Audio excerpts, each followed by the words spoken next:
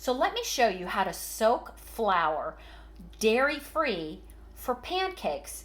This is a wonderful way to just eat less and have a more nutritious dish. You need 2 cups of flour from the store, or freshly ground would be best, 2 cups of filtered water, 2 tablespoons of lemon juice, which 2 tablespoons of lemon juice is about a lemon that size squeezed, and just mix it all up. Let me show you how to do that. 2 cups of water, 2 cups of flour, 2 tablespoons of lemon juice. We're going to stir it up.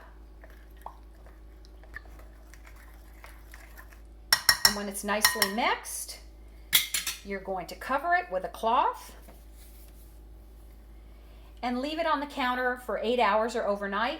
And in the morning, you're going to add 2 beaten eggs, a teaspoon of baking soda, and a half a teaspoon of sea salt. Blend it together and cook on the griddle.